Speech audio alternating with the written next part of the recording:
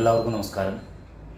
ഞാനിപ്പോൾ അപ്പോളോ ഹോസ്പിറ്റലിലെ 9ാമത്തെ നിലയിലാണ്. എൻ്റെ അടുത്ത് ഈ കിടക്കുന്നത് പരിയാരം തവളപ്പാറയിലെ അക്സൽ വർഗീസ് എന്ന് പറയുന്ന നമ്മുടെ ഒരു കൊച്ചനുജനാണ്. നമുക്കറിയാം, ജീവിതത്തിലേക്ക് ആകസ്മികമായി വരുന്ന ദുരന്തങ്ങൾ അത് നമ്മുടെ ജീവിതം തകർത്ത് തരിപ്പണമാക്കുന്നതിനുള്ള ഏറ്റവും വലിയ സാക്ഷ്യമാണ് നമ്മുടെ അക്സൽ വർഗീസ് എന്ന് പറഞ്ഞാൽ ഈ കൊച്ചനുജൻ്റെ ഇപ്പോഴുള്ള ഈ ലൈഫ്. ജനുവരി 12-ാം തീയതി പുല്ലൂർ വെച്ചുണ്ടായ ഒരു അപകടത്തിൽ അക്സലിന് വലിയ രീതിയിൽ പരിക്കുകൾ പറ്റി. എലൈറ്റ് ഹോസ്പിറ്റൽ ചികിത്സയിലായിരുന്നു. അതിനുശേഷം ഒരു വെയിൻ കട്ടായതിനെ തുടർന്ന് അപ്പോളോ ഹോസ്പിറ്റലിലേക്ക് മാറ്റി. ഇവിടുത്തെ ചികിത്സയ്ക്ക് ശേഷം ഇപ്പോൾ അക്സൽ സംസാരിക്കാവുന്ന ഒരു രീതിയിലേക്ക് എത്തിച്ചേർന്നിട്ടുണ്ട്. പക്ഷേ ഇനിയും ചികിത്സകൾ ഒരുപാട് നടത്തേണ്ടതുണ്ട്. അതിനേക്കാൾ ഉപരി അക്സലിൻ്റെ കുടുംബത്തെ പറ്റി പറയുകയാണെങ്കിൽ അമ്മയോടൊപ്പമാണ് അക്സൽ താമസിക്കുന്നത്. വളരെ സാധാരണക്കാരായിട്ടുള്ള വീട്ടുകാർ, അമ്മയും അതുപോലെ തന്നെ അപ്പാപ്പനും അടങ്ങുന്ന കുടുംബം, അമ്മയുടെ സഹോദരിമാരുണ്ട്. ജീവിതമെന്ന് പറയുന്നത് വളരെ പ്രതിസന്ധികളിലൂടെ കടന്നു പോകുന്ന ഒരു ജീവിതമാണ്. അമ്മ തീരെ വയ്യാതിരിക്കുന്നു. അക്സലാണ് കുറേ കൂടി കൂടെ ഉണ്ടായിരുന്നത്. ചേച്ചി നഴ്സിങ്ങിന് പഠിച്ചുകൊണ്ടിരിക്കുകയാണ്. അക്സലാണ് അതിനും സഹായമായിട്ടുണ്ടായിരുന്നത്.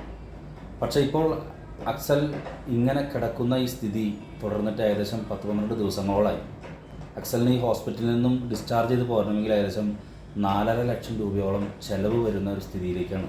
ഇവിടുത്തെ പൈസ അടച്ചാൽ മാത്രമാണ് ഈ ഹോസ്പിറ്റലിൽ നിന്നും ഡിസ്ചാർജ് ചെയ്ത് പുറത്തേക്ക് പോരാൻ പറ്റുള്ളൂ. അതിനുശേഷം വീണ്ടും ട്രീറ്റ്മെൻറ്റുകൾ കിടക്കും.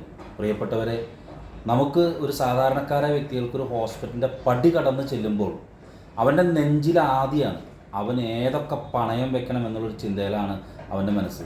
വീടും പറമ്പും എന്തിനായിരിക്കണം, താമസിക്കുന്ന കൊച്ചു കുടിൽ പോലും അതുപോലും പണയം വെച്ചാൽ പോലും തീരാൻ പറ്റാത്ത രീതിയിലുള്ള ചികിത്സാ ചെലവുകൾ വ്യാളിയെ പോലെ വായ തുറന്ന് നിൽക്കുന്ന സാധാരണക്കാരുടെ മുന്നിൽ അക്സലിനെ പോലുള്ള ജീവിതങ്ങൾ ഒരുപാടുണ്ട്. ഞാൻ നിങ്ങളോട് പറയുന്നത്, എൻ്റെ ഒരുപാട് വീഡിയോ കണ്ട് നിങ്ങൾ സപ്പോർട്ട് ചെയ്ത് നിങ്ങൾ പ്രോത്സാഹനങ്ങൾ സഹായങ്ങളൊക്കെ ചെയ്യാറുണ്ട്. അതുപോലെ ഈ അക്സലിൻ്റെ ഈ കൊച്ചനുജന് എത്ര പ്രായം ഉണ്ടാവും? 18 വയസ്സുള്ള നമ്മുടെ ഈ കൊച്ചനുജന് അവൻ ജീവിതത്തെ തുറന്ന് കണ്ടുകൊണ്ടിരിക്കുന്നുള്ളൂ. ഒരുപാട് സ്വപ്നങ്ങളുണ്ട്. ആ സ്വപ്നങ്ങൾക്കിടയിലാണ് അക്സൽ വീണു പോയിട്ടുള്ളത്. അവനെ നമുക്ക് ജീവിതത്തിലേക്ക് തിരിച്ചു കൊണ്ടുവരണം. അവനെ ചേർത്ത് നിർത്തണം. അവൻ്റെ കുടുംബത്തെ സഹായിക്കണം. അവൻ്റെ കുടുംബവും വളരണം. തീർച്ചയായിട്ടും അക്സലിനെ ഇവിടുന്ന് ഡിസ്ചാർജ് ചെയ്യാനായിട്ടുള്ള ഒരു സാമ്പത്തിക സഹായത്തിന് വേണ്ടിയിട്ടാണ് പരിയാരം ഗ്രാമപഞ്ചായത്ത്, ചാലക്കുടി നിയോജകമണ്ഡലത്തിലെ പരിയാരം ഗ്രാമപഞ്ചായത്ത് പ്രസിഡന്റ് അടക്കമുള്ളവർ ചികിത്സാ സഹായനിധി രൂപീകരിച്ചിട്ടുണ്ട്. നിങ്ങൾക്ക് ചെയ്യാൻ പറ്റാവുന്ന സഹായങ്ങൾ, ഈ അനുജൻ്റെ ഈ കിടപ്പ് കണ്ടിട്ട്, ഇവൻ്റെ മുഖത്ത് നോക്കിയിട്ട്, ഇവൻ്റെ ഈ കിടപ്പ് കണ്ടിട്ട് നിങ്ങൾക്ക് ചെയ്യാൻ പറ്റാവുന്ന സഹായങ്ങൾ ഈ കുടുംബത്തോട് ചെയ്യുക. ഈ കുടുംബത്തെ ചേർത്ത് നിർത്തുക എന്ന് മാത്രമാണ് പറയാനുള്ളത്. നാളെ നമുക്കും ഇതുപോലെ ദുരന്തങ്ങൾ കടന്നു വരാം. 40, 50, 60 ലക്ഷങ്ങൾ, കോടികളൊക്കെയാണ് ചികിത്സാ ചെലവുകളായിട്ട് വരുന്നത്. ഈ സാധാരണക്കാരായ ആളുകൾ എവിടെ പോകും, എങ്ങോട്ട് പോകും എന്നുള്ള വലിയ ഒരു ദുരന്ത കാഴ്ചയ്ക്ക് മുന്നിൽ പകച്ചു നിൽക്കുകയാണ് അക്സലിൻ്റെ കുടുംബം. നമുക്ക് ചേർന്ന് നിന്ന് ഈ കുടുംബത്തെ സഹായിക്കുക എന്ന് മാത്രമാണ് പറയാനുള്ളത്. താഴെ കാണുന്ന അക്കൗണ്ട് നമ്പറിൽ നിങ്ങൾ ഇവർക്കുള്ള സഹായനിധി, ചികിത്സാ സഹായനിധി കൊടുത്ത് ഈ കുടുംബത്തെ സഹായിക്കുമെന്ന് അഭ്യർത്ഥിക്കുകയാണ്.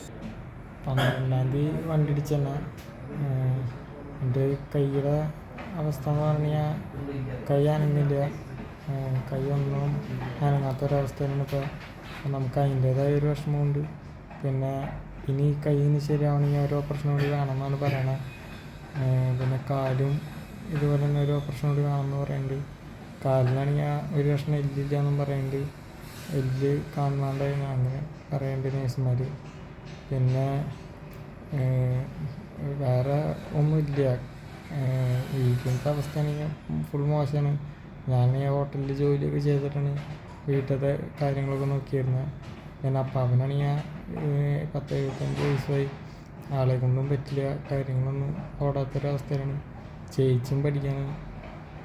അമ്മയുടെ അവസ്ഥ മോശമാണ്. അമ്മയ്ക്കാണെങ്കിൽ വെരിക്കോസിൻ്റെ അതൊക്കെ ആയിട്ട് ഒരു ഇതില്ല. അപ്പോൾ ആരെയും സഹായിക്കുകയാണെങ്കിൽ നമുക്ക് എനിക്കിവിടുന്ന് ഡിസ്ചാർജ് ആവാം. 9 ദിവസമായി ഡിസ്ചാർജ് ആവുന്നിട്ട്. നേഴ്സുമാരാണെങ്കിൽ എല്ലാവരും എല്ലാ ദിവസവും വന്ന് ചോദിക്കുന്നുണ്ട് ഡിസ്ചാർജ് ആവാനുള്ളത്. അപ്പോൾ സഹായിക്കാൻ എനിക്ക് അത് വലിയൊരു അനുഗ്രഹം തന്നെയായിരിക്കും, ഒരു ഇത് തന്നെയായിരിക്കും. നമുക്ക് ഇത്ര പറയാനുള്ളൂ.